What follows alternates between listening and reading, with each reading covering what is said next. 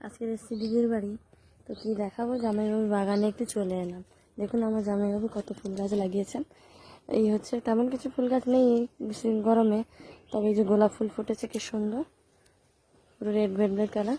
তাছাড়া এই যে মেন আকর্ষণ হয়েছে এই যে পদ্ম ফুল, ছোট ছোট টবে, মাটির টবে জামাইবাবু কি সুন্দর পদ্ম ফুল ফুটিয়েছে।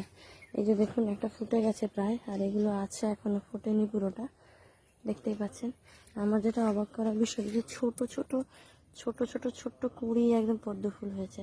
এটা কি রঙের হবে বাবাই? সাদা, গোলাপি। তাছাড়া এই যে এটা কি হয়ে গেছিল নাকি, এটা ঝরে গিয়ে তারপরের অংশ। তাছাড়া এখানে ফোটেনি। তারপরে ওই দিকে একটা দেখুন গামলায় অনেক হয়েছে, এখন এইগুলো পাতা টাতা ভর্তি। এই যে একটা ছোট কুঁড়ি, ছোট্ট দেখুন ও দেখছে। আর তাছাড়া এই যে সাদাটা দেখুন, এই সাদাটা হচ্ছে বাইরেটা সাদা কিন্তু ভেতরটা ঈশ্বর একটা হলদেটে, কি সুন্দর তাই না? এই হচ্ছে আমার জামাইবাবুর পদ্মার বাড়ি রান্না খান্না পাতাটা।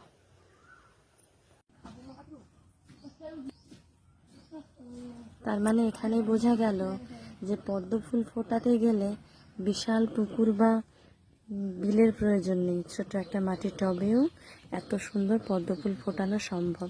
তাই এটা দেখে অন্তত বোঝা গেল।